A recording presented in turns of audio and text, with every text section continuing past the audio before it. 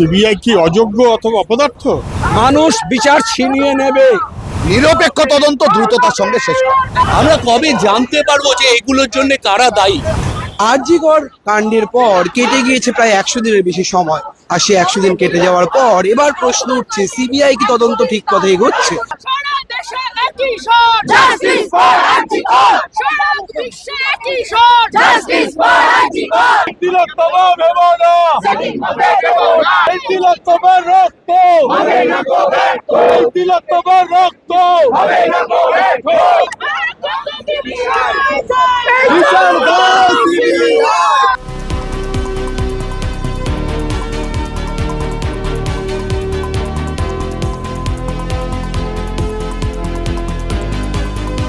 মানুষ বিচার চায়, দ্রুত বিচার চায়। সিবিআই কি অযোগ্য অথবা অপদার্থ, নাকি দিল্লির প্রভুদের কথায় নারদা সারদার মতন ধামাচাপা দিতে চায়? এইটার জন্য আমরা যাচ্ছি। আমরা বাস্তবের ওপর দাঁড়িয়ে আছি। সিআইডিও ধামাচাপা দেয়, সিবিআইও ধামাচাপা দেয়। দুজনেই তাদের পলিটিক্যাল মাস্টারদের কথাই চলে, এতে তদন্ত ক্ষতিগ্রস্ত হয়। আজকে সিবিআই যে তদন্তগুলো হাতে নিয়েছেন, তাদের কি দায়িত্ব নয় যে সাধারণ মানুষ জানতে চায়?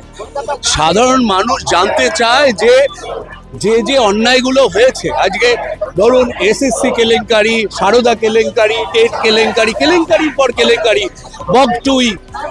আমরা কবে জানতে পারবো যে এগুলোর জন্য কারা দায়ী?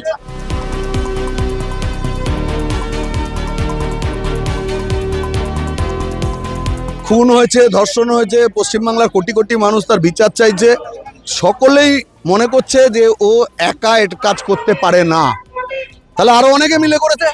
তাদের একজনকে অ্যারেস্ট করবার ক্ষমতা যদি দেশের সব থেকে বড় দক্ষ সংস্থার না থাকে, তাহলে তার পেছনে কারণ কি, এই কেন কারণ, এইটা খোঁজবারই চেষ্টা আমরা করছি। আমরা কোনোদিনই ফাঁসির দাবি করিনি। এই ফাঁসি টাসির কথা হচ্ছে মমতা এবং তার ভাইপোর মুখ থেকে বেরিয়েছে। ওরা একে শিখণ্ডী করে তাকে ফাঁসি দিয়ে বা এনকাউন্টারে মেরে দিয়ে সমস্ত তথ্য প্রমাণ চিরতরে লোপাট করবার রাস্তায় যাচ্ছিল। আমরা বলেছিলাম ওসব করবার আগে তদন্ত করতে হবে, দোষীগুলোকে ধরতে হবে। সিবিআই সেই কাজের দায়িত্ব পাওয়ায় মানুষ খুশি ছিল, কারণ কলকাতা পুলিশের ওপর ভরসা ছিল না। কিন্তু সিবিআই সে যদি বিজেপির রাজনীতির বোড়ে হয় আর বিজেপি তৃণমূলের সেটিং তাকে বাঁচানোর দায়িত্ব নেয়, সেইটার জন্য সারদার মতো এই মামলা, এই তদন্ত, সেটাও শেষ হয়ে যাবে। এই আশঙ্কা নিয়ে আমরা এখানে এসেছি ওকে স্মরণ করাতে। ও সাংবিধানিক দায়িত্ব নিরপেক্ষ তদন্ত দ্রুততার সঙ্গে শেষ করা। রাজ্যের মানুষ সিবিআই এর উপরে ভরসা করতে চাইছে। সিবিআই নিজের কর্মতৎপরতা এবং নিরপেক্ষতা এবং মোটিভ অফ ক্রাইমের সমস্ত কিছু খুলে বিশ্লেষণ করে রাজ্যের মানুষের কাছে প্রকাশ্যে নিজেদের এফিসিয়েন্সির পরিচয় তারা দেবে। রাজ্যের মানুষ আশা করছে, নইলে রাস্তাতেই ওদের সাথেও আমাদের দেখা হবে। মেয়ে মরেছে আমাদের মেয়ে, তার ডেডলাইন হয় না। এরা ডেডলাইন অতিক্রম করে এরা হাঁটছে, এরা শুধরে যাক। উপযুক্ত উত্তর দিতে পারছে না প্রশাসন, এমনকি তদন্তকারীরাও। তদন্ত মানে হচ্ছে সত্যের গভীরে যাওয়া।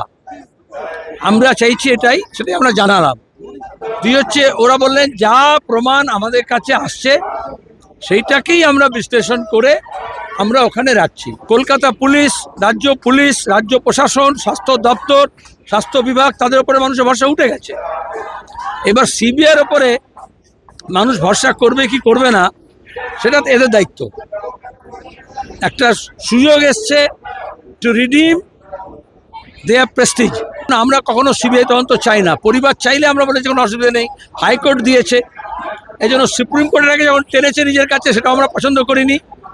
আর এখনও সবটা যেমনটা কালীঘাটের নির্দেশে বিনীত গোয়েলের সহযোগিতায় পুলিশ এবং স্বাস্থ্য বিভাগ মিলে, সন্দীপ ঘোষ মিলে যা করেছে, সেইটার ওপরে ভরসা করে রাখলে মানুষের ভরসা উঠে যাবে সিবিআইয়ের উপরে। এটা আমরা বলেছি। আমরা বললাম আমরা চার্জশিট, আমাদের ব্যাটারি অফ লয়ার্স, এবং যেহেতু এটা মেডিকো লিগাল কেস, ডাক্তার তারা মিলে এবং এমনকি প্রাক্তন অফিসার্স, ইনভেস্টিগেটিং অফিসার্স, তারা মিলে অ্যানালিসিস করেছে এবং ওই চার্জশিটে কী কী গর্ত আছে কী কী ফাঁক ফোকর আছে সেটা আমরা জানি। কিন্তু আমরা ওটা আপনাদের বলছি না, আপনারা ঠিক করতে হবে, নাহলে আমরা পরে মিডিয়ার কাছে চার্জশিটও দিয়ে দেবো। যে এত সহজে বিচার পাওয়া যাবে না, বিচার পাওয়ার জন্য আরও জোরদার লড়াই করতে হবে আর আওয়াজটাকে আরও বেশি উচ্চে তুলতে হবে। এই মিছিল থেকে বারবার দাবি উঠছে সিবিআই কেন তদন্তে ঢিলেমি দেখাচ্ছে। বারবার প্রশ্ন উঠছে কেন্দ্রীয় তদন্তকারী সংস্থাও কি বিজেপির মদতপুষ্ট। কেন্দ্রীয় সরকারের যে প্রশ্ন কেন্দ্রীয় সরকারকেও করছে সিপিআইএম নেতৃত্ব, সেই প্রশ্ন তুলছেন সিপিআইএম নেতৃত্ব। ক্যামেরায় সুমনের সঙ্গে রবেন দাস, সংবাদ প্রতিদিন .in।